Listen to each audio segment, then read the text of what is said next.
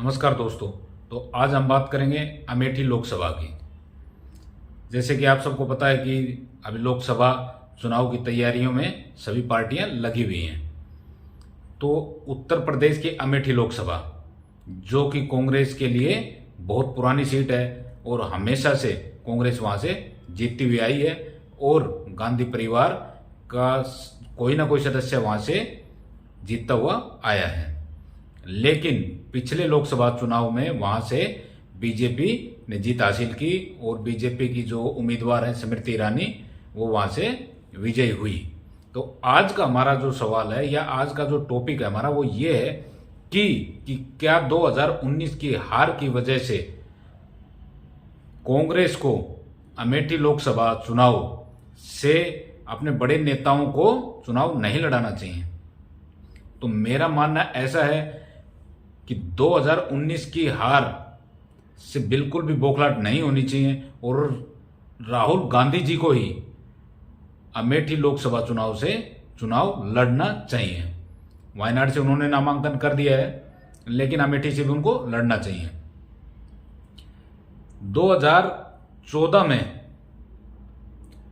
स्मृति ईरानी अमेठी लोकसभा चुनाव से चुनाव लड़ी राहुल गांधी जी के अपोजिट में, और राहुल गांधी जी 2014 में तकरीबन 1 लाख से ज्यादा वोटों से वहां से जीते।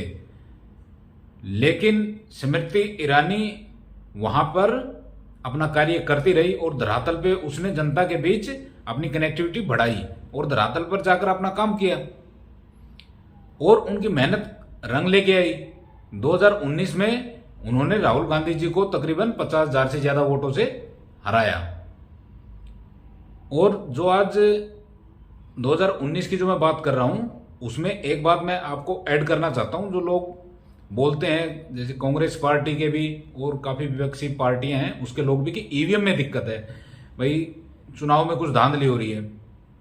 तो उन सबको मैं ये बात कहना चाहता हूं, उन सब के लिए ये बात है कि 2019 लोकसभा से पहले कांग्रेस पार्टी ने जो अब अपना आंतरिक सर्वे करवाया, उसके अंदर कांग्रेस पार्टी कहीं ना कहीं बीजेपी से पिछड़ते हुए नजर आ रही थी। इसी वजह से राहुल गांधी जी को वायनाड से भी नामांकन करना पड़ा। तो उसका सीधा सा मतलब है कि कांग्रेस पार्टी को चुनाव से पहले इस चीज का पता था कि अब की बार कांग्रेस पार्टी उस हिसाब से मैदान में नहीं है जो पहले गांधी परिवार का दबदबा होता था कि अमेठी सीट आराम से जीत जाएंगे। तो वो चीज पिछले चुनाव में देखने को नहीं मिली और कांग्रेस को पहले इस चीज का अंदाजा हो चला था कि अब की बार बीजेपी से यहां कड़ी टक्कर मिलने वाली है और हार भी हो सकती है। और हुआ भी वहीं, तकरीबन 55,000 वोटों के करीब वहां से स्मृति ईरानी जीत गई। लेकिन क्या अब वहां से गांधी परिवार को आउट हो जाना चाहिए? तो बिल्कुल भी नहीं।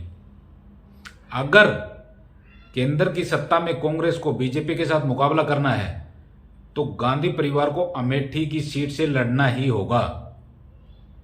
और मैं तो मानता हूं कि राहुल गांधी जी को ही लड़ना होगा, क्योंकि अगर आप अमेठी से लड़ते हैं तो ये आपके कार्यकर्ताओं में भी एक उत्साह भरेगा और 80 लोकसभा सीटों के राज्य में, जहां अभी आप गठबंधन में लड़ रहे हैं, 17-18 सीटें जो भी आपके हिस्से में आई हैं, वहां से जो भी उम्मीदवार लड़ेंगे और वहां की जो जनता है उनमें एक विश्वास रहेगा कि हाँ, राहुल गांधी जी अभी मैदान छोड़कर नहीं गए हैं और अमेठी में वो बीजेपी का मुकाबला करने के लिए तैयार हैं।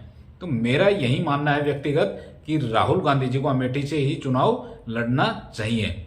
वायनाड से उन्होंने नामांकन कर दिया, ठीक है, लेकिन अमेठी से भी लड़ना चाहिए जैसा कि उन्होंने पिछली बार किया था। रायबरेली से प्रियंका गांधी लड़ सकती हैं, क्योंकि अब की बार सोनिया गांधी जी राज्यसभा चली गई हैं।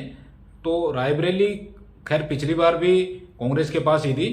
तो अमेठी की जो सीट है वो बहुत ही महत्वपूर्ण है कांग्रेस के लिए, खास तौर से क्योंकि वहां से राहुल गांधी जी चुनाव लड़े और जीते कई बार, लेकिन पिछली बार वो हार गए। तो एक हार से मायूस होने की जरूरत नहीं है और अपने कार्यकर्ताओं को ये संदेश देने की जरूरत है कि एक हार से पार्टी आगे का अपना लक्ष्य नहीं भूल रही है और वो जीत के लिए आगे प्रयासरत है और राहुल गांधी जी इसमें शामिल हैं और वो अमेठी से ही चुनाव लड़ेंगे और मुकाबला भी करेंगे, क्योंकि पिछली बार कांग्रेस की इतनी बड़ी हार नहीं थी, 50-55 हजार वोटों से ही कांग्रेस हारी थी।